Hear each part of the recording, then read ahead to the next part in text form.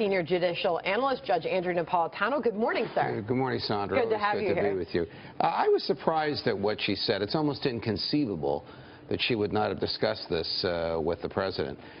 When the FBI engages in an investigation of this magnitude, they don't work in an isolated manner and then just pick up their work and hand it to the Justice Department.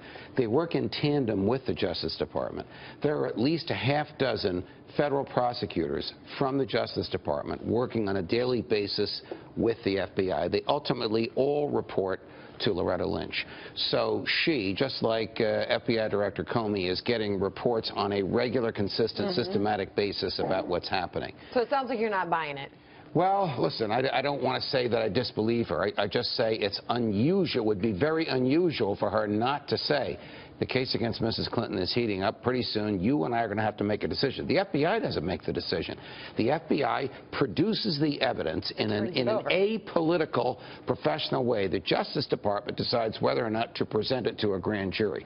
From what I have seen, just the public part of the evidence they have revealed, there is an overwhelmingly sufficient quantum of evidence to indict and to convict her.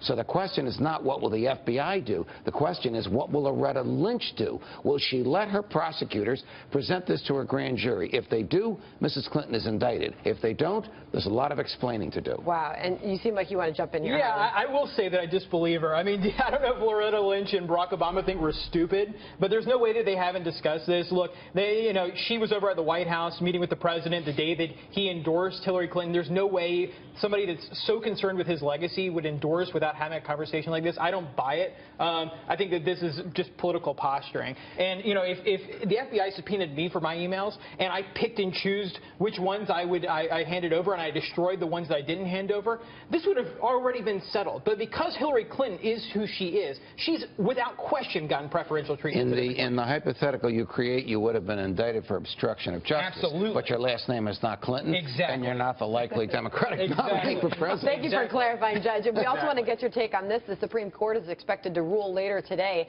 on the United States versus Texas lawsuit, which is testing the limit of the president's executive orders on illegal immigration. What do you expect here, Judge? Well, I expect a decision today or a week from today because the court shuts down. It's not a bad job. You get a 3-month vacation. They shut down at the end of next week until the first Monday in October, and they release their major decisions, typically on a Monday or a Tuesday. It's only about 4 or 5 major decisions left.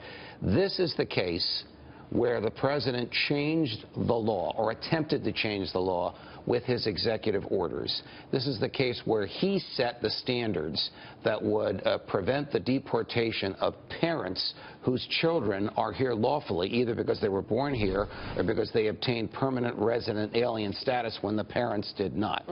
This is the case where a federal judge enjoined, very rare in American history, enjoined the president from enforcing his own executive orders, and then the Circuit Court of Appeals, the Fifth Circuit sitting in New Orleans, upheld that injunction. If this Supreme Court splits 4-4, the injunction stays in place, but we do not have a decision on the merits.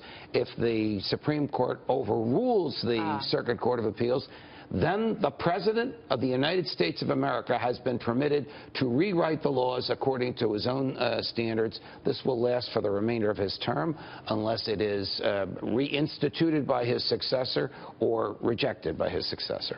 Wow, all this coming down the last year. Obama's last year. Well, there's a bit of irony in there, given that there's been no vote, there's been no process for a new justice yet. It's a bit of irony there. Well, if Justice Scalia were still sitting on the court, it is pretty clear where this would go. But without Justice Scalia, it's very hard to predict. The Chief Justice is notorious for crafting creative compromises. Often, if I may, compromises not based on history or precedent, but compromises intended to diffuse hot situations where there isn't a strong vote to go one way or another. Don't be surprised if we get something like that. What would it look like, Judge? What would that look like, Judge?